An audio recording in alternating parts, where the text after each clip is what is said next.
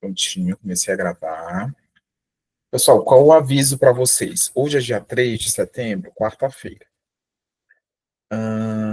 Semana que vem, conforme eu anunciei para vocês na nossa primeira aula, vou participar do Comped Internacional, né? Vai ser lá em Portugal. Por conta disso, não vamos ter aula semana que vem. Quando eu retornar, dia 17, na verdade eu retorno dia 15. Dia 17, quando a gente tiver outra aula, eu quero trabalhar alguns casos com vocês de mediação, conciliação e arbitragem, apesar de nossa cadeira ter este nome, mediação e arbitragem, a gente trata de meios de resolução de conflitos como um todo. Isso vocês já devem ter tido conta. E aí, dia 17, quando retornarmos, vamos ter mais uma aula e eu quero trabalhar alguns casos com vocês.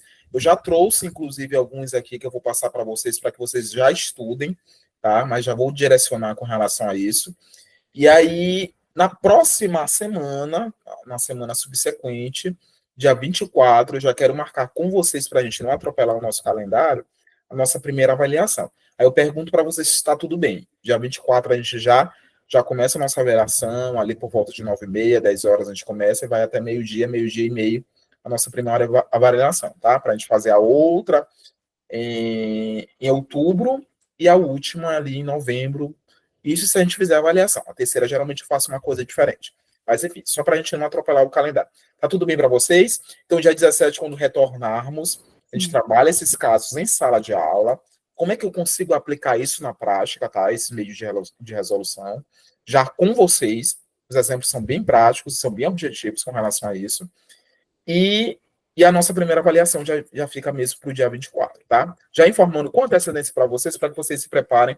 Vou mandar esse materialzinho para vocês, sem dúvidas. Vou mandar também outros PDFs, tá? Que vocês estudem, bem práticos, bem resumidinhos, e aí vocês dão uma olhadinha com relação a isso, tá? Por isso que eu estou gravando a aula, porque para quem não conseguiu assistir, aí depois já tem esse resumão com relação a isso. E aí, dia 17, a gente faz meio que um resumo, né, uma revisão com relação aos aspectos principais. Vejo que mediação e arbitragem é uma cadeira assim, bem prática, não tem muito o que criar de forma problemática com relação a isso, não, tá? Então, é o que a gente está vendo até hoje, a gente vai ver algumas coisas importantes com relação a isso ainda, como é que eu aplico isso ao meu processo, fazendo paralelo, inclusive, ali com o processo civil, o processo do trabalho, enfim, se eu posso aplicar isso para o processo penal também, mas desde já é basicamente isso que a gente está vendo até agora, e aí, dia 17, a gente trabalha esses casos com vocês, e dia 24 a gente fica a nossa primeira avaliação. Só me lembre de dia 17, no primeiro momento da aula, de fazer uma revisão antes de fazermos a aplicação dos casos concretos com vocês. Ok? Então, assim, para a gente iniciar, a gente precisa realmente entender, e quando a gente fala de meios adequados de resolução de conflitos, lembre que eu falei na última aula para vocês que usar meios alternativos já não é tão adequado hoje, porque a gente realmente verifica que todo meio que consiga, de alguma forma, resolver o meu conflito é um meio de resolução. Então, não há necessidade de eu utilizar a expressão alternativa. Pode utilizar, mas já é considerada até obsoleta com relação do ponto de vista da doutrina. Então, vale destacar assim, 4 principais meios pelos quais se tornaram relevantes no nosso país, além do processo judicial, óbvio. Né? Além da resolução judicial, eu consigo resolver através desses meios, como a mediação, a conciliação, a arbitragem, a negociação, que é outro meio eficaz também. Né? A gente viu, inclusive, que a conciliação, por exemplo, é indicada ali em geral para conflitos mais simples e objetivos, pelos quais eu consigo vincular ao meu processo. Né? Alguns de vocês estão até fazendo, inclusive, o curso, acho que a Dani está fazendo o curso ali para treinamento de um conciliador, mediador. Olha que coisa maravilhosa. E vocês já vão aplicar isso, né, na nossa disciplina. Então, as partes, elas não têm uma relação contínua. Então, o conciliador, que é esse terceiro ali, ele é um pouquinho mais ativo com relação ao mediador, né, ele atua de forma um pouquinho mais ativa, ele pode sugerir propostas de acordo, então ele tem um conhecimento um pouquinho mais técnico quando a gente compara com o mediador, por exemplo. Então, pense, por exemplo, em uma discussão que envolve relação de consumo. Estava até numa aula de direito do consumidor com relação a isso. Então, uma cliente ali que está contra uma empresa por uma falha de um serviço, né, um serviço de internet. Então, a conciliação ela busca uma solução rápida. Né? Não há necessidade de eu ajuizar uma ação para. Até posso fazer, não tem problema nenhum. mas eu posso utilizar ali numa audiência de conciliação, que é o que se espera, pelo menos foi isso o que foi pensado pelo legislador, né, que haja um equilíbrio, uma praticidade, uma concessão mútua, e quando eu falo de meio de resolução de conflito, eu tenho que pensar sempre que há uma concessão mútua, eu preciso ceder de alguma forma. Então, muitas vezes há esse impasse, né, há esse obstáculo para a efetivação desses meios de resolução, justamente porque as partes não entendem que eu preciso ceder de alguma forma. Nem que seja um pouquinho ali, eu preciso flexibilizar, para que eu resolva aquele problema, às vezes, numa única audiência, sem prolongar aquele processo sem necessidade. Eu sou muito adepto desses meios de resolução de conflito, eu falei isso para vocês, eu sou muito disposto a resolver, mas sempre dentro de uma razoabilidade, sempre verificando que o meu cliente, por exemplo, ele não vai ter um grande prejuízo com relação a isso. Então, a conciliação meio muito adequado, muito bem-vindo, muito estimulado, tá, pelo processo judicial brasileiro.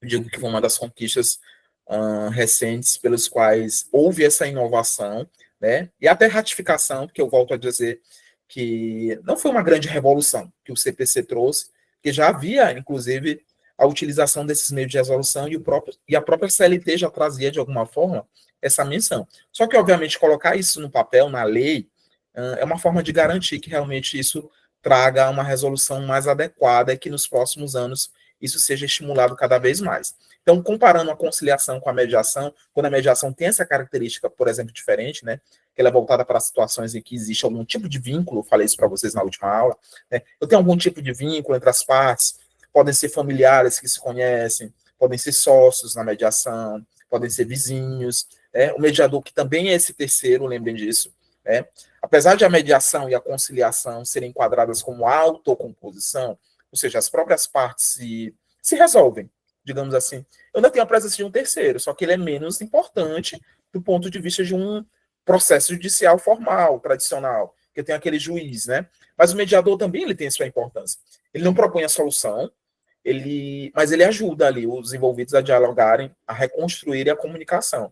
Então, o grande valor da mediação, e obviamente também isso contempla os outros meios, mas da mediação em si, está em restaurar aquela relação. Né? Tanto que eu digo para vocês, eu tenho que ter esse requisito de ter ali um vínculo importante pelo qual teve algum tipo de ruptura, né? Um irmão com outro irmão, pai com filho, um vizinho com outro vizinho, para que eu evite que elas se rompam de forma definitiva. É esse o papel do mediador. Né? Imagina um conflito ali entre sócios de uma empresa. Então, impor uma decisão pode até resolver o conflito, pode, mas pode destruir também a relação de confiança. Então, é preferível conseguir dialogar, né, eu tentar conseguir buscar preservar o futuro da relação, do que só tentar resolver aquilo de forma a ser mais um número, por exemplo, para aquele mediador. Então, ele tem que ter esse papel. É quase como se fosse um psicólogo. Eu falei isso para vocês. É como se fosse um grande negociador ali. Já a arbitragem, que eu também vou falar um pouquinho hoje para vocês, é um outro instituto importante, está em lei, tá? Tem lei própria sobre isso. Então, ela ocorre quando as partes acabam ali escolhendo um árbitro, uma câmara arbitral, tem em São Luís, já falei para vocês, vocês podem visitar, se eu nunca fui numa câmara arbitral, posso visitar? Pode, posso levá-los, inclusive, em grupos, para que vocês conheçam de perto como é que é uma câmara arbitral, a gente pode marcar isso, mas depende de vocês, tá? Porque não adianta eu marcar certas coisas e aí não comparecerem, então, eu vou esperar agora a iniciativa de vocês, que eu já marquei algumas coisas com alunos de outras turmas, sem mencionar, e aí acabou não funcionando da forma como a gente esperava. Então, muitos não compareceram, muitos não tiveram o empenho pelo qual a gente tinha projetado. Enfim, agora eu espero de vocês. Se eu quero fazer uma visita técnica a uma Câmara Arbitral, quero conhecer de perto um mediador, quero verificar como é que funciona a conciliação no processo judicial. Posso fazer isso? Pode. Contem comigo para isso, tá? Posso até marcar, inclusive, com uma amiga minha, já falei para vocês, Maria Antônia, uma grande amiga minha, que ela é conciliadora. Então, ela participa, é a vivência dela. Ela é conciliadora, ela participa isso no processo judicial quase todos os dias da vida dela. Então, ela tem toda a experiência do mundo para passar para vocês. A gente pode marcar isso, inclusive quando eu retornar, ou depois da nossa primeira avaliação. Só me lembrem, não esqueça lá de marcar com sua amiga, para a gente ter um seminário só sobre mediação e conciliação, processo judicial, como é que funciona de fato, quais são os requisitos, como é que eu posso fazer, eu quero fazer o curso, como é que funciona, o que precisa? Pronto, tudo isso ela pode explicar para vocês. Mas vocês têm que me lembrar. Então, o árbitro, neste caso, né, que é um outro instrumento ali de resolução, ele também tem a força de uma sentença judicial, né?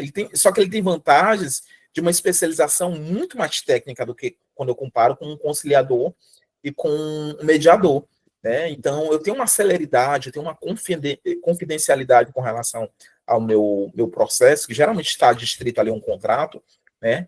E de modo muito organizado a contemplar ali uma questão empresarial, um grande negócio, né? Apesar de ter custos mais elevados, obviamente, quando eu levo isso de alguma forma para uma câmara arbitral, que é um custo a mais, eu garanto uma solução técnica mais rápida para disputas complexas pelos quais não necessitam passar por um processo judicial tradicional. Eu também tenho a negociação, eu falei para vocês que também é importante nesse aspecto, né? Talvez mais simples, talvez mais frequente até do que os outros métodos, quando a gente compara, mas também não deixa de ser uma forma de resolução eficaz, sem a necessidade, inclusive, de um terceiro. Né? Eu sento para conversar, chego a um acordo, né? Consigo fazer isso de modo extrajudicial, a negociação, e aí posso homologar, posso não homologar, só o fato de eu conseguir resolver já contempla o objetivo em si, né, o intuito de uma negociação justa. Então, é muito comum que em questões do dia a dia a gente consiga utilizar isso, possa até utilizar para uma resolução de um contrato, não tem problema nenhum, porque isso acaba valorizando, inclusive, a autonomia da vontade e evita formalismos exagerados com relação a uma resolução de um conflito. Mas vejam que esses grandes 4 instrumentos pelos quais eu mencionei para vocês, tem outros, tá, gente? Tem uma tal de roda de constelação, vou até mencionar isso para vocês mais tarde, que o TJ do Maranhão e outros tribunais, eles acabam utilizando isso para como se fosse mais um teor psicológico para a resolução de alguns conflitos, principalmente na área familiar. Mas esses 4, eles conseguem elucidar muito bem o intuito dessas formas de resolução de conflitos, né? Ela pode ser construída de diferentes maneiras, com a participação ativa ou mais sutil ali das partes, né? De forma mais rápida, menos onerosa, menos trabalhosa, demanda menos tempo e muitas vezes mais justa do que uma decisão imposta pelo Estado.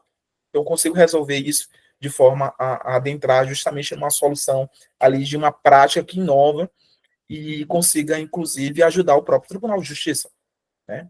Então, as rodas de constelação que eu falei para vocês, muito utilizada agora, ali, promovida pelo Núcleo de Justiça Restaurativa. Depois dêem uma olhadinha, depois pesquisem. Isso é muito utilizado agora, recentemente, pelo Tribunal de Justiça do Maranhão, né? O que é isso? O que é essa tal dessa roda de constelação, né? Eles chamam de roda de constelação familiar.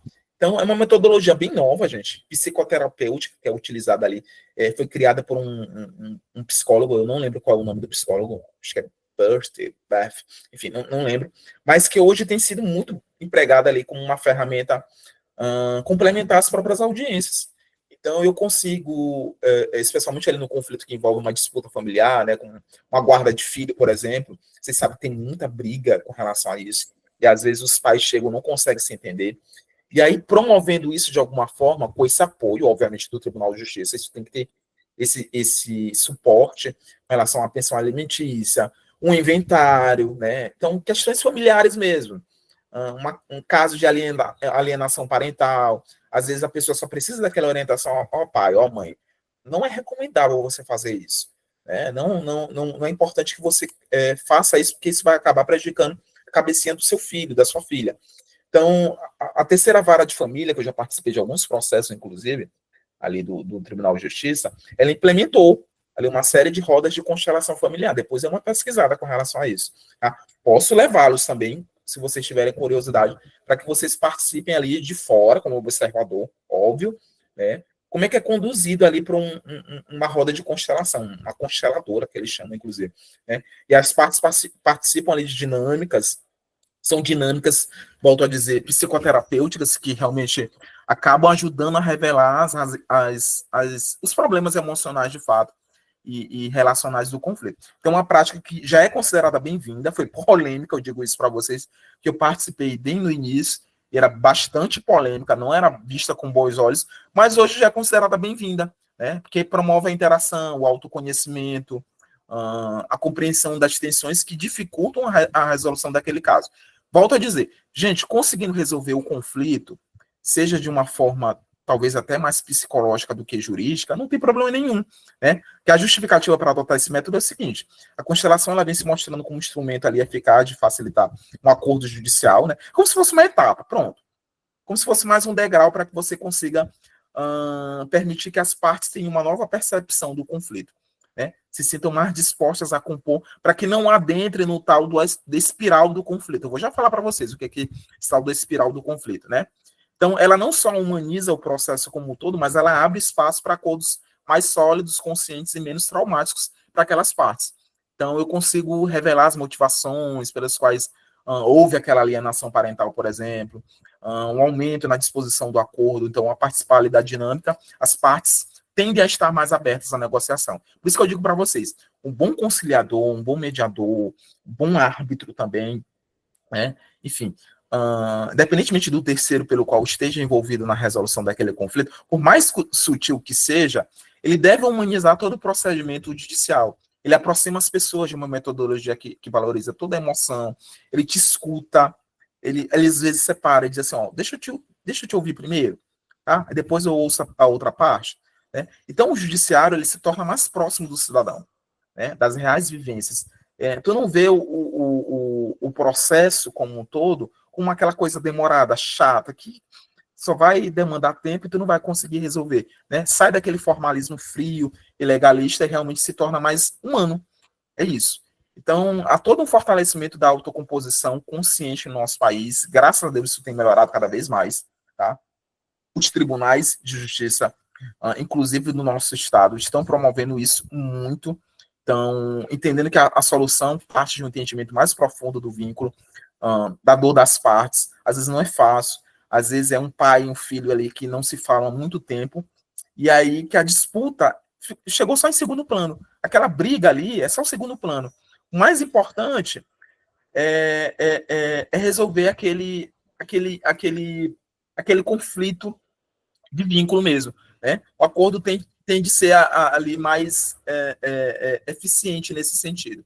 Então, ao trazer esses outros meios pelos quais são utilizados em alguns países, né? Já são utilizados no Canadá, nos Estados Unidos, por exemplo, essas rodas de constelação familiar que eu falo para vocês, ali, já no aspecto da justiça restaurativa, o Tribunal de Justiça do Maranhão ele acaba ampliando os próprios métodos adequados de resolução de conflito, né? Acaba realmente trazendo uma solução mais empática, uma solução mais eficaz e mais participativa quando realmente eu comparo com esses outros meios mais tradicionais. Ok? Deixa eu passar aqui para vocês, para a gente ficar só aqui nessa introdução. Ó, professor, como é que eu relaciono isso com o processo, né? Para a gente entender a diferença, inclusive, entre o processo e o procedimento que eu coloquei para vocês, como isso se relaciona com os meios de resolução de conflito, é muito fácil a gente entender. Porque, assim, o processo, imagina, é toda a minha manifestação, né, jurídica, é toda a relação pela qual se estabelece entre o Estado, o juiz e as partes. É aquele meio tradicional, formal, com o objetivo de solucionar um conflito de interesse, óbvio, né? A inafastabilidade do controle da jurisdição está lá na Constituição Federal. Então, a lei ela não pode te afastar com relação a qualquer ameaça ou lesão do teu direito, né? O artigo 5º, lá no inciso 34, ele fala muito bem disso. Então, meu processo como um todo é a minha estrutura maior, né? Minha fuga maior com relação a essa possibilidade de eu garantir direitos e legitimidade na atuação jurisdicional. Já o procedimento, vocês sabem disso, é todo o caminho pelo qual o processo se desenvolve. São todos os atos ordenados, é toda aquela sucessividade com relação ao processo como um todo. Enfim, em outras palavras, o processo é a minha relação e o procedimento é todo o rito pelo qual essa relação segue. Mas por que isso importa para a nossa discussão, professor? Porque quando a gente fala em meios de resolução de conflitos, o procedimento ele ganha um papel crucial, né? Que é por meio dele que se materializam as tentativas de conciliação, de mediação, de arbitragem, ou mesmo da condução do litígio judicial. Então, todo aquele procedimento pelo qual seria super longo, super demorado, demandaria muito tempo, demandaria mais etapas, recursos, enfim, toda aquela parte chata que vocês sabem, né, que é pertinente ao processo e que a gente não deve abandonar, afinal de contas, se eu quero enfrentar de forma argumentativa a outra parte, obviamente eu tenho que ter ferramentas para isso. E, obviamente, isso se dá através da lei e com mecanismos pelos quais o próprio legislador impôs para a gente. Não tem problema nenhum. Só que se eu consigo resolver isso de outra forma e facilitar, encurtar, ter um atalho com relação a esse procedimento, Nossa, isso é maravilhoso demais. Então, o Código de Processo Civil de 2015, que entrou em vigor agora em 2016, ele não só reconhece esses métodos como uma parte de uma política pública, né, ali de acesso à justiça, mas ele também cria procedimentos específicos para a gente conseguir incentivar de alguma forma. Então, a audiência de conciliação, que é essa coisa maravilhosa, mas que muitas vezes não dá certo, ou de mediação, né?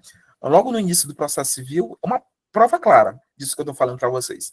Então, o procedimento processual ele foi moldado, ele foi repensado, gente, para abrir espaço. Isso foi discutido muito, não é uma coisa assim que o legislador ele simplesmente colocou na nossa cabeça, não.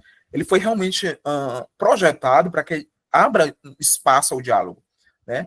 Não apenas para conduzir a um julgamento, mas para que, de fato, a gente consiga resolver aquele conflito sem afogar cada vez mais o judiciário com o processo sem necessidade. Não é que eu não possa levar, mas, poxa, se você consegue resolver aquilo sem a necessidade de um processo judicial, ou encerrando bem ali no início, resolva. Esteja disposto. E mais, quando a gente pensa em arbitragem, negociação, constelação familiar, qualquer outro meio pelo qual o Tribunal de Justiça ali acaba, de alguma forma, aderindo, a gente percebe que cada um desses meios exige um procedimento próprio. Né? Então, a arbitragem, tanto que tem uma lei, segue uma convenção, um regulamento ali escolhido pelas partes, ela pode ser prevista em contrato. A mediação, ela obedece ali uma etapa de escuta, de facilitação, né? de diálogo mesmo. Já a conciliação, ela se organiza em atos formais dentro do próprio processo judicial. Então, vejo que o processo, ele continua sendo a estrutura que garante os meus direitos, óbvio, né? Mas os procedimentos se tornam um instrumento de efetivação desses diferentes meios de resolução de conflito. Né? E, última análise, a gente pode dizer que o processo ele abre a porta e o procedimento ele mostra o caminho. Então, se será um caminho litigioso tradicional, ou se será um caminho alternativo, mais participativo, mais explorativo, que garanta, de fato, esse diálogo, né, com relação a isso. Perfeito? E aí a gente chega numa coisa importante que vocês viram lá no ITGP. Professor, os sujeitos processuais, não é isso? Que é essa pirâmide tradicional, para a gente entender como, de fato, a gente consegue aplicar isso aos meios de resolução de conflito. Eu tenho o autor, o réu e o juiz, basicamente isso. Né? Você sabe, autor, aquele que provoca a jurisdição, já falei isso para vocês, isso aí é muito óbvio, que leva a sua pretensão ao Estado, para que seja apreciado, o réu é aquele que resiste a essa pretensão, que exerce o direito de defesa, e o juiz é aquele condutor, é o terceiro imparcial, que a gente espera que seja imparcial. Né? Vestida ali de autoridade pelo próprio Estado, tanto que a gente chama de Estado-juiz por isso, né? Porque ele é responsável por conduzir todo o processo e, em último caso, impor a sua decisão. Mas, assim, tradicionalmente, essa é a relação marcada pela lógica do litígio. Eu tenho um autor contra o réu, eu tenho um juiz do outro lado, no papel de decidir quem tem razão, e tem que ouvir, né? Ali pelo livre convencimento dele, ele vai decidir realmente quem que convence ele para dar aquela solução, para realmente favorecer uma das partes.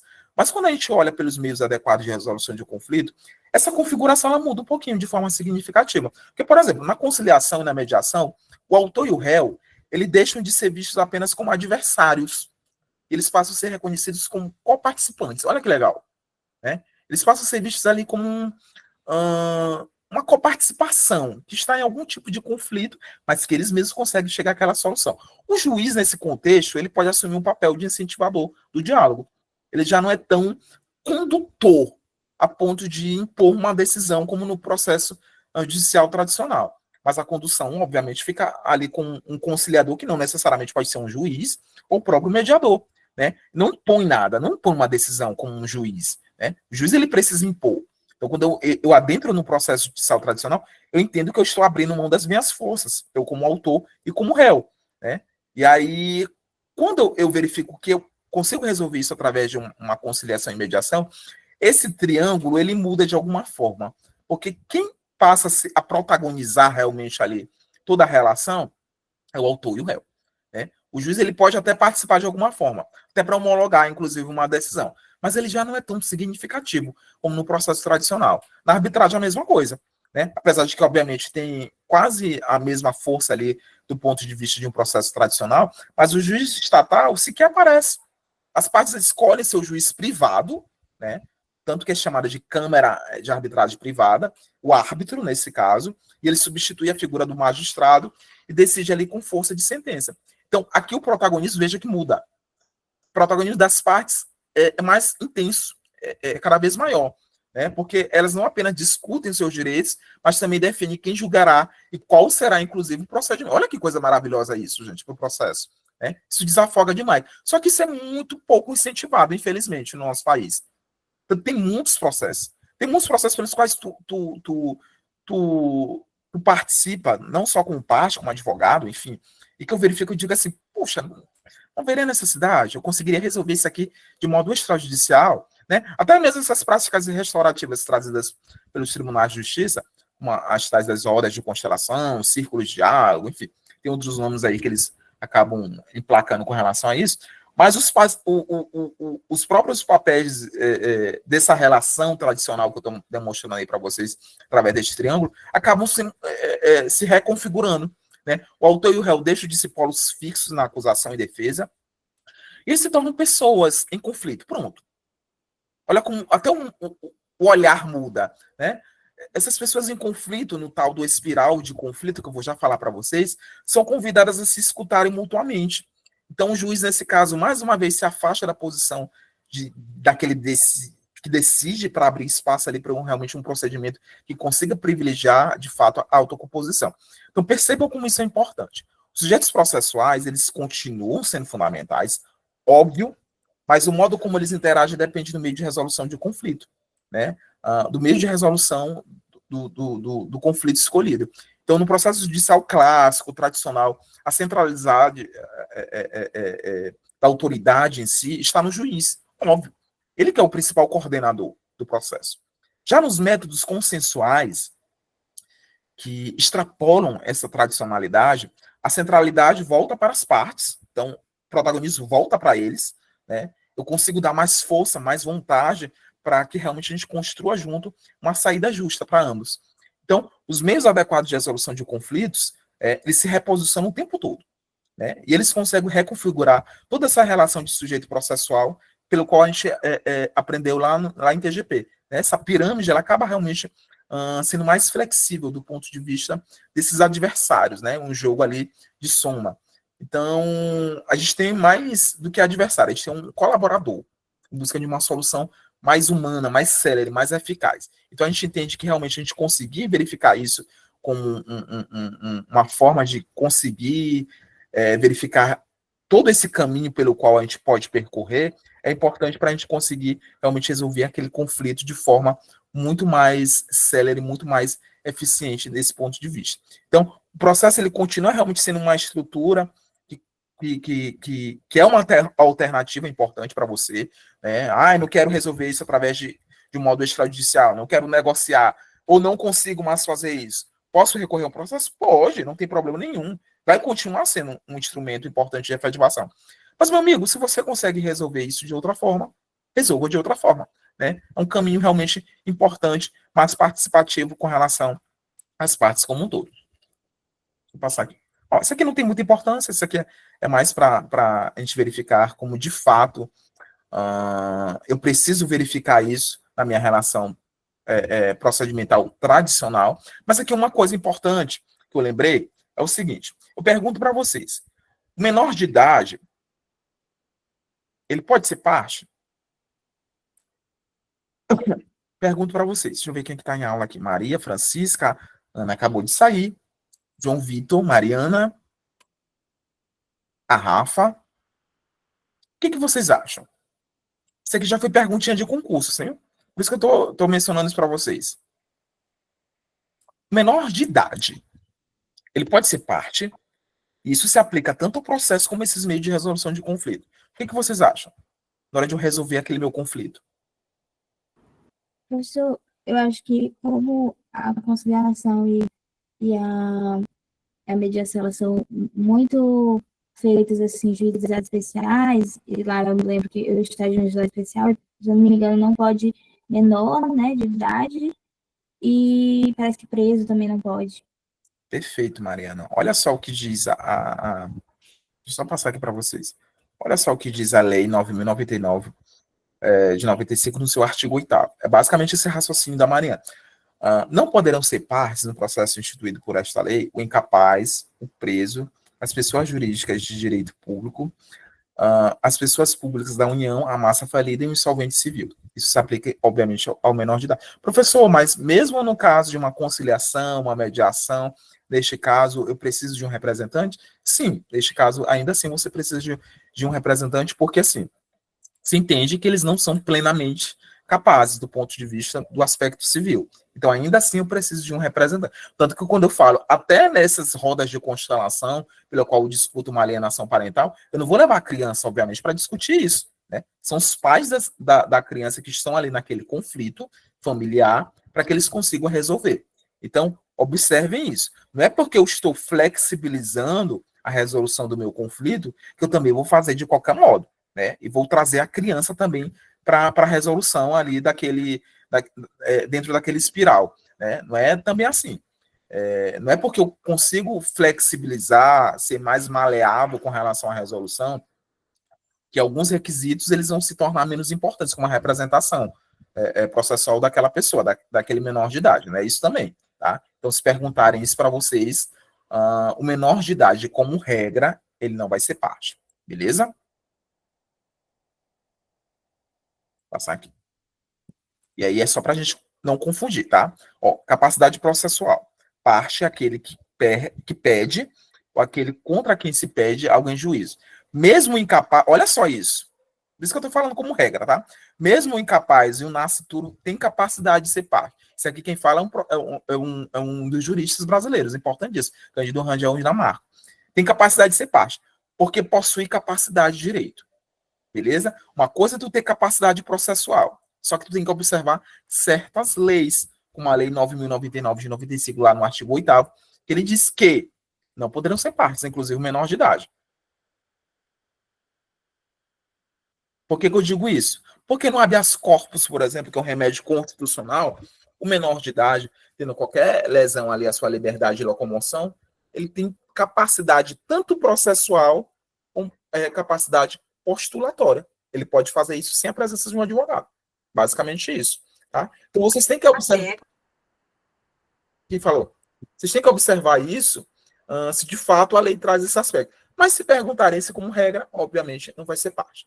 Vai ser o seu ele somado, complementado com o seu próprio representante processual neste caso. Perfeito? Professor, e como é que esses outros sujeitos processuais, que são os secundários, eles conseguem dialogar com o meu processo como um todo e com esses meios de resolução de conflitos? Vamos entender. Além dos sujeitos principais, daquela pirâmide tradicional do autor, réu e juiz, o processo ele também conta com os sujeitos secundários. Pronto. Como se fossem aqueles coadjuvantes do elenco, né? Eles têm um papel importante, eles não são o protagonista, mas eles também, de alguma forma, garantem a qualidade da prestação jurisdicional. Então, vamos destacar alguns. Por exemplo, o advogado. Né? O advogado ele representa a parte, ele dá voz técnica às suas pretensões, a não ser quando, por exemplo, aquela pessoa consegue ajuizar uma ação sem a necessidade de um advogado, utilizando o juiz postulante, que é muito utilizado ali no direito do trabalho, vocês sabem disso, e no juizado especial civil também. Mas o advogado, como um todo, ele garante que o contraditório e a ampla defesa sejam respeitados de fato. Né? O advogado não é apenas um defensor em juízo, ele também pode atuar como um orientador em negociações. Inclusive, numa mediação, numa conciliação, o advogado ele pode ser indispensável nesse aspecto. E o conciliador, muitas vezes, ele quer sugerir uma solução, mas aí pode ser desproporcional para o teu cliente, por exemplo.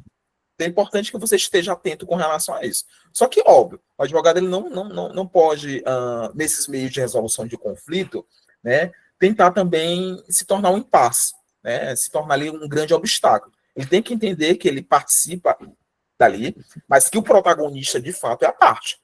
Ela é que vai decidir com relação à solução do conflito. Tu vai só orientar, dizer assim, ó, até aqui eu acho que não é vantagem para tu aceitar esse acordo. Mas aí, se você quiser aceitar, aí já é realmente a sua livre vontade com relação a isso. Então, eu tenho essa função ainda de ser estratégico do ponto de vista. Eu ajudo o cliente a perceber que muitas vezes eu consigo compor e que é melhor do que litigar, obviamente, mas obviamente dentro de um parâmetro de razoabilidade. Professor, e o Ministério Público? Ele, como um ator secundário, não menos importante, né, obviamente, porque ele continua ali participando, mas ele é um fiscal da ordem jurídica.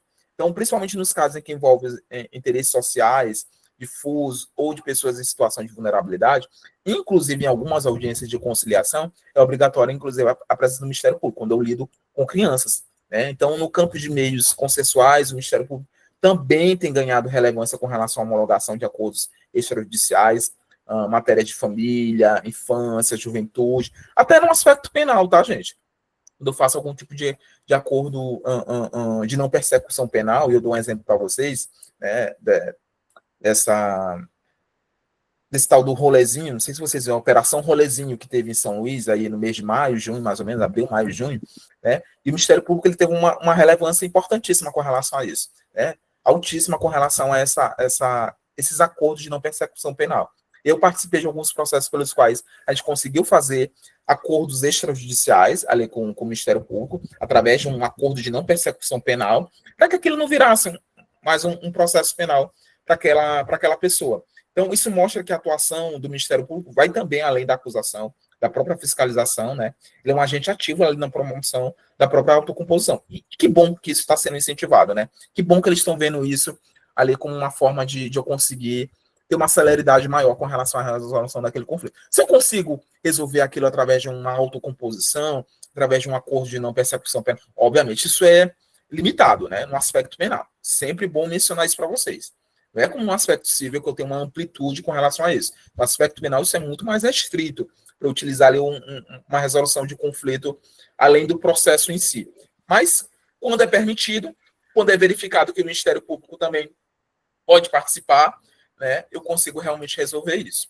E além dos outros auxiliares de justiça, como um oficial de justiça, um perito, os próprios mediadores, os serventuários, né, todos eles merecem algum tipo de destaque, porque a gente entende que hoje eles são peça-chave na própria política de pacificação social do próprio judiciário, uma forma de desafogar mesmo. Então, eles representam toda a materialização da mudança cultural ali trazida pelo próprio Código de Processo Civil, né? Por resoluções do CNJ ali de 2010, com a 125, de que realmente o processo ele não precisa terminar em sentença. Não necessariamente ele precisa enfrentar todas as etapas para chegar naquela sentença. Eu posso terminar em um acordo construído ali com auxílio técnico, obviamente, ali com um condutor adequado. Então, quando a gente olha para esses sujeitos secundários, inclusive, a gente vê que eles não estão ali num terreno obscuro. Né? Eles reconfiguram o tempo todo o modo como o conflito ele pode ser solucionado. Então, sem advogados conscientes, técnicos, né, que realmente exerçam a sua profissão com dignidade, com qualidade, né, simplesmente pegar o cliente achando que vai ganhar um dinheirinho e não promover isso de forma a conseguir resolver o conflito de forma dialógica, sem um conciliador adequado, sem um mediador preparado, dificilmente eu vou ter a resolução desse conflito de forma adequada. Por isso que eu digo para vocês, não adianta só o legislador colocar isso de forma muito bonita na lei, né, trazer isso como um dispositivo adequado, o Código de Processo Civil, trazer como uma inovação até para o aspecto penal, que era uma coisa que a gente não via até então, se isso na prática realmente está muito distante da gente.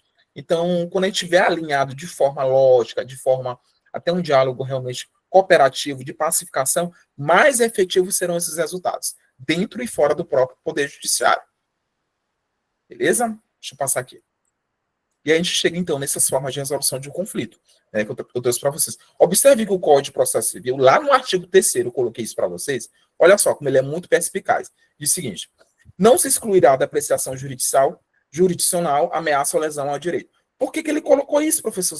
Já não está na Constituição Federal? Sim, porque ele diz o seguinte: olha, não é porque eu tenho outras formas de resolução de conflito que eu abandono o processo. Não é assim, não. Tá? Eu continuo tendo o processo como uma ferramenta, inclusive até para resolver esse espiral de conflitos, que eu vou já mencionar para vocês, mas é justamente para dizer o seguinte: eu estou te estimulando, tá, com outras formas muito bem-vindas, mas se você não conseguir resolver ou não quiser resolver, tem um processo tradicional aí para você, meu amigo. Uma ferramenta pelo qual eu, Estado, tenho que te representar aí para resolver esse conflito. Né? Eu, Estado, através de um juiz. Olha só o parágrafo primeiro. É permitida a arbitragem na forma da lei, tá? E tem lei própria sobre isso. E o parágrafo segundo diz o seguinte: o Estado promoverá, sempre que possível, a solução consensual dos conflitos. Parágrafo terceiro: a conciliação, a mediação e outros meios de resolução de conflitos deverão ser estimulados por todos os atores pelos quais eu acabei de mencionar para vocês. Olha só que interessante. Juízes, advogados, defensores públicos, membros do Ministério Público, inclusive no processo judicial. Então, vejam que o artigo 3º, ele traz justamente isso para a gente. A gente consegue resolver isso, essa tal da espiral de conflito, para que a gente nem consiga adentrar nisso. Porque, o que é essa espiral de conflitos que está falando tanto e não deixa claro para a gente? Pense na espiral de conflitos como aquele redemoinho, né? Então, parte da ideia de que um conflito, raramente ele surge de forma explosiva do nada. Ele vai crescendo, vai começando ali. Né? Tem aquele olho ali do furacão, ele vai começando. Ele começa pequeno. Então, a partir de um mal-entendido, de uma divergência, né, com relação a alguns interesses pelos quais estão sendo frustrados, se não há um cuidado, né, que você vai tendo com relação à resolução daquilo, ele vai se acumulando, ele vai passando por fases de tensão, de hostilidade, né, de uma comunicação rompida entre as partes, eu falei para vocês. Então, em casos extremos, chegando inclusive até a própria violência, vocês sabem disso, dependendo do caso. Então, a espiral é como se fosse esse crescimento ali do conflito, né? Quanto mais ele se agrava, mais eu adentro nessa espiral de conflito. Mais difícil ele se torna de se resolver. Então, o papel de um bom mediador, de um bom conciliador, de um bom negociador, de um bom constelador, é conseguir resolver, porque as pessoas não estão mais discutindo apenas o problema em si. Elas acumulam mágoas, elas acumulam ressentimentos, elas querem que o pai nunca mais veja aquele filho, que a mãe é uma irresponsável, né? Então, tudo isso vai se somando ao conflito pequeno, original. Então, todos esses meios de resoluções de conflito, eles conseguem, desde a fase inicial da espiral, quando o conflito ainda é mal entendido, né, tem uma diferença de interesse, para que eu consiga partir para a negociação direta, para uma mediação mais justa, mais eficaz, e aí eu tenho que abrir o espaço para o diálogo. Eu tenho que conseguir acabar com essa espiral de conflitos para eu reconstruir toda a confiança e preservar de alguma forma aquele vínculo, que é importante. Né? Seja importante do ponto de vista para a resolução do conflito em si, ou seja importante do ponto de vista para preservar aquela relação, uma relação familiar, uma relação de vizinho, enfim. Então, no estágio intermediário, por exemplo, quando já existe uma grande hostilidade, né, e ainda não existe violência, por exemplo, a conciliação ela pode ser mais indicada, né, porque o conciliador ele ajuda a propor, de certa forma, essa saída concreta, ele traz a objetividade, ele evita que o conflito ele se escale mais ainda nessa espiral de conflitos. Então, quando a espiral já atingiu um nível mais grave, mais de modo a romper a comunicação, ou até a própria violência gerando isso, né? Muitas vezes só resta um meio de heterocomposição. Aí, nesse caso, uma mediação, uma conciliação já não vai resolver, né? Então, eu já parto ali, ou minimamente por uma arbitragem, que é considerada a heterocomposição, né? Já que eu tenho um terceiro mais ativo neste caso, ou a própria jurisdição estatal. Então, neste caso, a decisão imposta é necessária para a gente conseguir encerrar essa grande espiral. Né, já se tornou um grande furacão ali, pelo qual eu não consigo mais nem restaurar a relação. Então, quanto mais eu evitar isso, de modo que eu deixe marcas profundas, mais eu consigo entender, por exemplo, que a justiça restaurativa e práticas como os círculos de diálogo, a constelação familiar, se tornam valiosos, a ponto de eu conseguir realmente ter uma solução do litígio jurídico e conseguir trabalhar de modo a ter uma dimensão emocional também do conflito, né? Tanto emocional como social daquele conflito. Então, eu compreender toda essa espiral de conflitos me dá a noção, me dá essa percepção de que não existe um único meio de resolução adequado para todos os casos. Né? Não é necessariamente eu consigo resolver sempre com a mediação. Poxa, professor, é um meio muito bacana, né, para a gente conseguir aplicar. Mas nem sempre eu consigo resolver. Então é importante eu conseguir, inclusive, identificar, daí a atividade que eu vou passar para vocês, eu conseguir identificar, né, o primeiro passo, né, e que estágio está esse conflito. E se eu consigo resolver através de um meio além do judicial. Porque a partir daí eu consigo escolher, inclusive, o instrumento, o procedimento pelo qual eu vou percorrer para a resolução daquele conflito. Quanto mais cedo ele for tratado, obviamente, mais chances eu consigo resolver de forma pacífica, de forma colaborativa, de forma a ter uma satisfação para ambas as partes. Ok? Deixa eu passar aqui um pouquinho para vocês. E aí essa divisão que a gente traz, tá? De modo tradicional, tá? Da heterocomposição. Vejo que o hétero é aquele terceiro pelo qual é imparcial, né? É provocado por um dos litigantes, um daqueles que estão dentro do espiral de conflito, né? E consegue resolver o litígio de forma imperativa com relação a outros. Então, tem o processo judicial tradicional e tem o processo arbitral, né? São os meios de resolução de conflitos pelo qual eu contemplo a heterocomposição. Só um minutinho, deixa eu ver se eu trouxe o caso aqui para vocês. Deixa eu ver se eu consigo espelhar. Só um minutinho.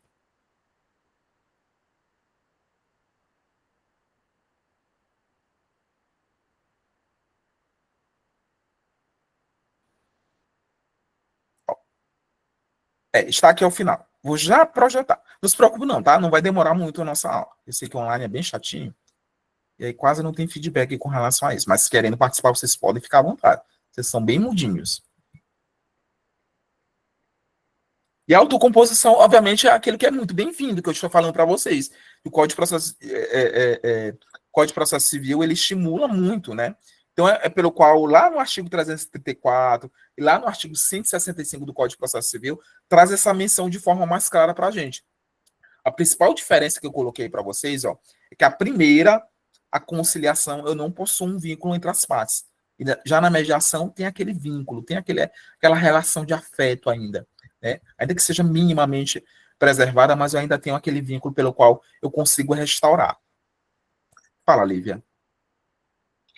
Professor, eu queria saber o seguinte, porque a arbitragem, ela tem um processo também, tem o processo arbitral e o processo judicial, como o senhor falou. Por que as pessoas escolheriam como método de resolução? Porque é mais rápido também do que o processo judicial? Quais seriam as outras vantagens? É isso que eu queria saber. Perfeito. Quando a gente fala da arbitragem, a gente tem que entender o seguinte. Geralmente isso é escolhido ali com uma cláusula no meu contrato. Então, a arbitragem é um mecanismo pelo qual as partes, por meio de uma convenção, escolhem submeter o seu conflito a um árbitro. Por que isso, professor? Porque eu entendo que se tiver qualquer tipo de conflito ali, e geralmente é questão patrimonial, tá? Esqueci teu nome, Lívia.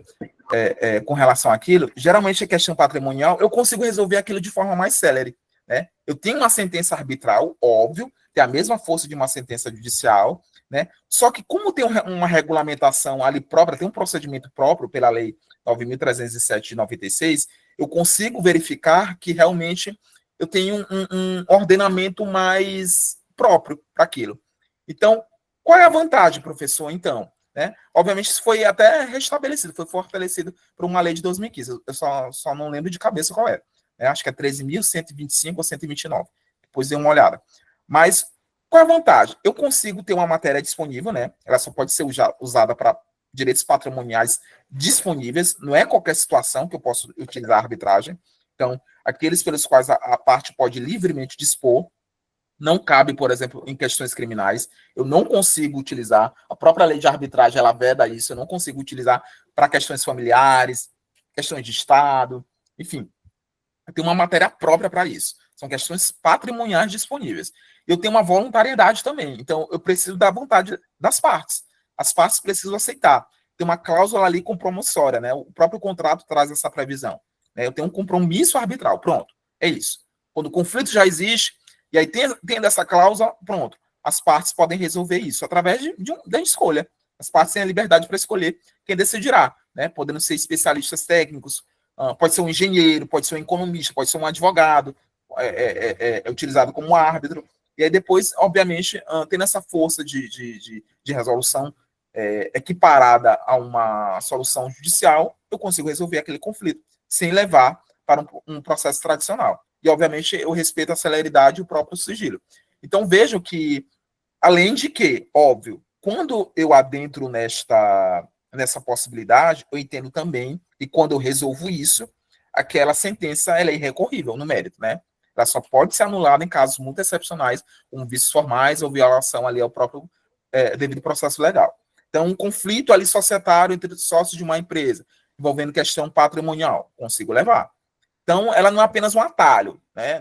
Não vejam isso como, é só um atalho para o judiciário. Não, é uma forma de eu conseguir valorizar realmente a autonomia da vontade das partes, para que eu garanta realmente que pessoas especializadas no tema decidam a disputa com mais rapidez, com mais técnica, com mais sigilo. Por isso que hoje a arbitragem é um dos instrumentos mais prestigiados, né, do âmbito empresarial. Pouca gente acaba utilizando isso para pequenas demandas. Isso é realmente, até por desconhecimento. Mas quando é utilizada, é muito eficiente. para contratos realmente nesse aspecto. E em contratos internacionais também é possível, tá?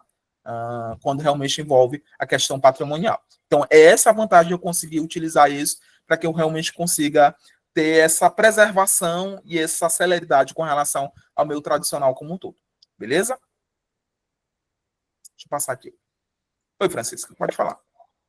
Professor, também em relação à arbitragem, a gente teve uma professora de direito empresarial e ela exemplificou que os árbitros, normalmente, eles têm muita capacidade técnica. Então, eles têm conhecimento diferente de um juiz. Então, nesses contratos envolvendo, por exemplo, grandes empresas, eles optam por ter alguém técnico decidindo, né? Porque, normalmente, o juiz é um pouco mais generalista. Por mais que ele seja ali de uma área, ele não tem um domínio, por exemplo, de um economista, né, que às vezes podem ser os árbitros. Então, nesse sentido, da capacidade técnica, as empresas optam em fazer esses contratos para trazer mais segurança jurídica, porque é um técnico que vai analisar aquela situação. Exatamente. Eu acho que o artigo 13 da lei, Francisca, ela fala sobre isso, da lei de arbitragem, da lei 9.307/96, que reforça justamente isso que tu está dizendo, né?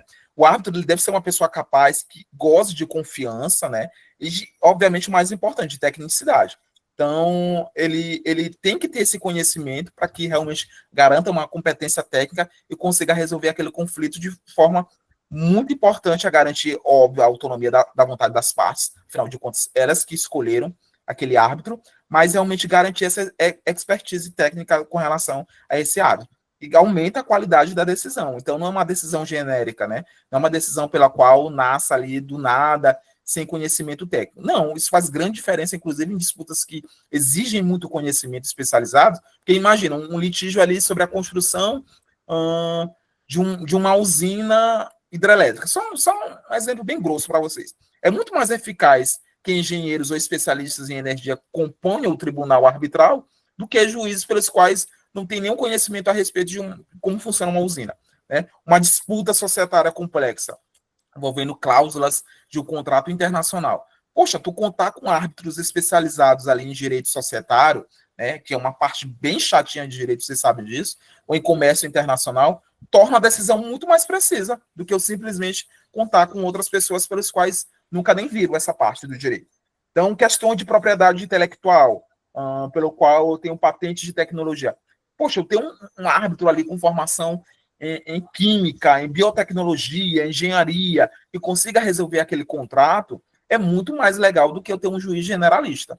Então, obviamente, eu conseguindo atender isso com tecnicidade, poxa, vai fazer toda a diferença na resolução daquele conflito. Então, por isso também é um dos motivos pelos quais eu escolho a minha câmara arbitral na resolução daquele meu conflito. Beleza?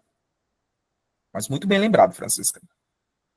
Ó, isso aqui eu vou passar depois para vocês, a gente vai trabalhar ainda muito sobre esses meios de resolução de conflito, mas eu já quero passar aqui para as questões que eu trouxe, ó, que não se preocupe, isso aqui eu já falar para vocês, ó, isso aqui também é só para que vocês façam em casa, mas o que é mais importante, essa questãozinha aqui, tá? E as próximas que eu vou passar para vocês, que eu quero que vocês já estudem para a gente trabalhar na próxima aula, tá? Que é como eu consigo aplicar de modo a ter uma garantia dessa eficiência dessa resolução de conflito, ou verificar que ele é inviável. E aí eu não consigo realmente ter uma utilização. Aí eu vou ter que recorrer realmente ao processo tradicional.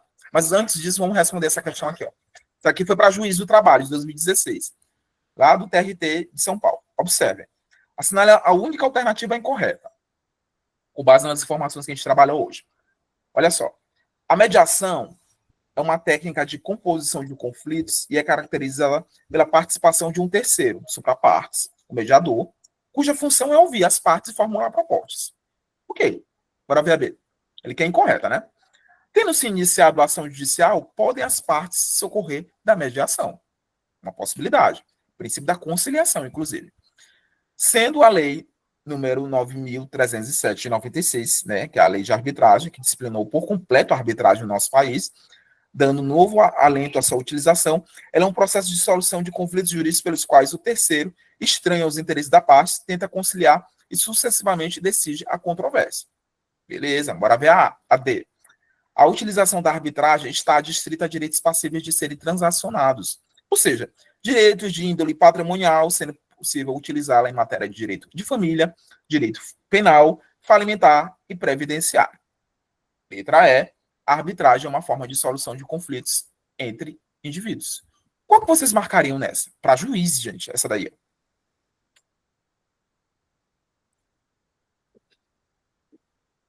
Observe, Letra D. dê uma lida. Letra D. D de dado, D de D. Deus, é isso? Bora ver. A utilização da Também a letra A. A letra A, bora ver a letra A. A Mediação. mediação como uma forma de solução de conflitos é caracterizada pela participação de um terceiro, suprapartes, o mediador, cuja função é ouvir as partes e formular propostas. O que seria de errado aí, na letra A? É que o conciliador formula propostas, o mediador não. Eu achei estranho isso daí. Pois é, mas assim, eu te digo na prática, Francisca, o mediador, ele também acaba formulando, né? Obviamente ele vai dizer o seguinte, olha, que tal vocês conseguirem resolver isso de modo que essa relação aqui entre vocês se siga a partir de então dessa forma. Olha, que tal essa visita, ao invés de ser todo sábado, já que o pai não tem condições, se realize na sexta-feira? Ele acaba orientando. Se ele orienta, ele acaba formulando, de certa forma, uma proposta. Ele não impõe. Aí não tem imposição. Veja que o verbo não é impor, é formular. Então, se ele negocia contigo, se ele acaba te ouvindo, se ele acaba te orientando, obviamente muito mais sutil do que o conciliador, volto a dizer. É muito mais sutil do que um conciliador, até porque geralmente a conciliação está adstrita ali a um processo judicial.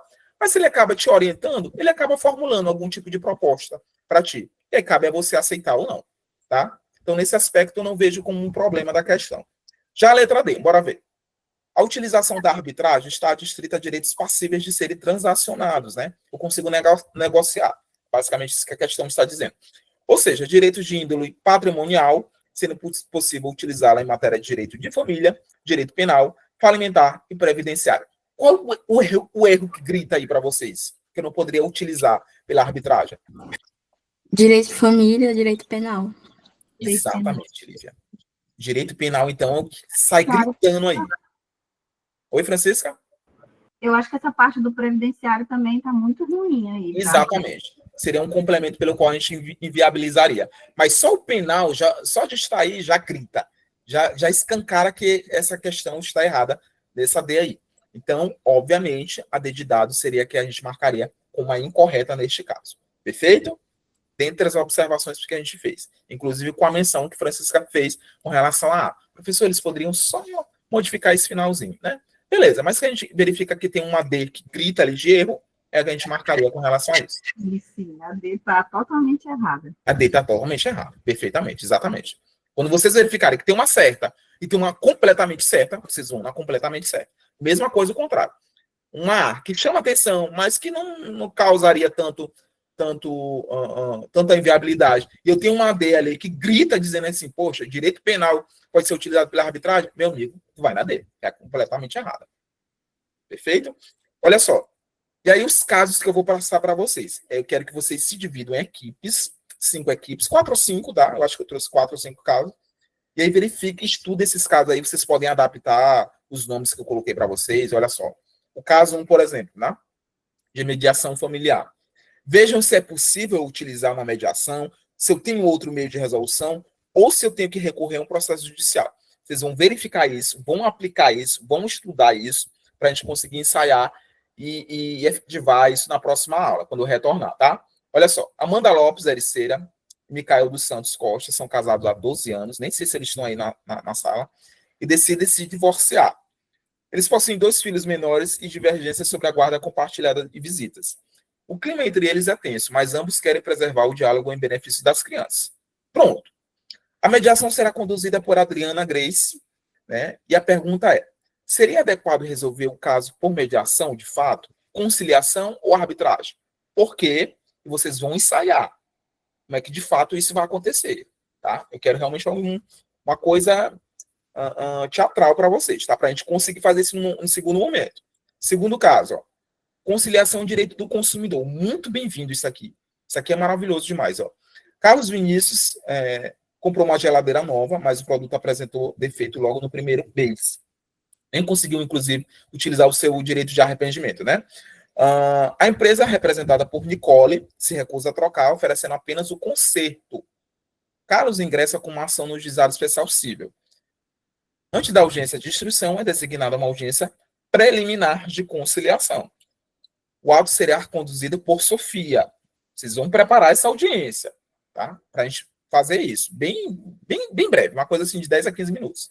Qual método de solução de conflito se aplica aqui? Está óbvio. E qual seria o papel deste conciliador? No caso, a conciliadora Sofia. Caso 3, arbitragem. A empresa Alfa, representada por Maria Miranda, firmou contrato de fornecimento de peças industriais no valor de 10 milhões de reais com a empresa Beta, representada por João. O contrato possui cláusula compromissória de arbitragem, ou seja, eles já previram isso lá no contrato deles. Após divergência sobre a qualidade das diversas entregas, a Beta se recusa a pagar. Olha só. O conflito será decidido por Tiago Henrique, que atuará como árbitro. Pergunta: como será resolvido este litígio? E aí ele precisa estudar um pouquinho sobre isso, para ele conseguir conduzir muito bem como um árbitro nesse aspecto, tá? O árbitro pode proferir decisão com a mesma eficácia de uma sentença judicial? Isso vai ter que ser explicado por ele, na hora da composição do conflito como um todo. Caso 4. Mediação comunitária. No condomínio que vive em Luísa, reclama constantemente do barulho causado pelas festas realizadas por Robson. O clima de hostilidade ameaça o convívio entre os moradores. O síndico Rafael sugere a realização de uma mediação para tentar recompor o diálogo. É possível isso, professor? Perfeitamente. Através de uma assembleia, eles podem fazer isso. Pergunta: por que a mediação é adequada neste caso? Qual o papel deste síndico, o mediador, e como ele deve desempenhar isso? Isso aí vocês devem responder na atividade. E o último, a conciliação trabalhista. Isso aqui foi adaptado de um caso real, tá? Olha só. Kailane ajuizou reclamação trabalhista contra a empresa em que trabalhava, representada por Antônio Marcos Sodré, né, pleiteando verbas decisórias e horas extras. Na audiência, a juíza, né, deveria ser juíza aí, Maria Carolina, propõe uma conciliação entre as partes. Pergunta qual a diferença entre conciliação e mediação nesse contexto, e aí toda a condução deve ser feita ali pela Maria, de modo a promover realmente uma resolução ao final. E aí vocês podem incrementar o caso. É só uma essência aí do que realmente eu quero que vocês trabalhem na próxima aula. Tá? Daqui a 2 semanas a gente vai fazer isso. Primeiro momento a gente vai fazer uma revisão, tá? E eu vou falar um pouquinho mais sobre a espiral de conflitos. Vou trazer outros aspectos importantes com relação à mediação, à conciliação e à arbitragem para a gente aprender, tá? Inclusive alguns artigos importantes da arbitragem que eles gostam de cobrar em prova da OAB. Vou trazer isso para vocês. E no segundo momento, a gente vai trabalhar esses 5 casos. Perfeito? Eu vou mandar agora para vocês esse material. E aí vocês ensaiam isso. Se dividam. Podem mudar os nomes se vocês quiserem. Não precisam se aterem a esses nomes aí. Enfim, mantenham só a essência dos casos. E aí vocês podem incrementar com fatos novos. Enfim, essa questão aí, por exemplo, da trabalhista, vocês podem colocar outras coisas, dano moral, enfim, um assédio moral, alguma coisa importante aí, mas de modo que eu consiga promover ao final sempre a resolução do conflito, né? Explicando para a turma cada um desses eventos pelos quais são importantes a resolução do conflito, além de um processo judicial tradicional. Perfeito? Fale, Francisca. Certo. E, professor, esses casos aí, os líderes podem ser essas pessoas designadas aí? Podem, já facilita para a gente. E outra coisa, só vai ser oral mesmo, tipo assim, um pequeno teatrinho para... Exatamente, Francisco, exatamente. Pegou a essência. Exatamente isso. Precisa de nada escrito, tá bom? Mas ensaiem, estudem, tá? Para a gente conseguir aplicar isso na prática. Tá bom? Tá bom. Perfeito? Vou encerrar então a gravação, vou disponibilizar já para vocês, tá? Tanto a gravação como o material, e aí você já utiliza esses casos. Não esqueçam, tá bom? Para a gente fazer isso dia 17. Perfeito? Vou tirar aqui.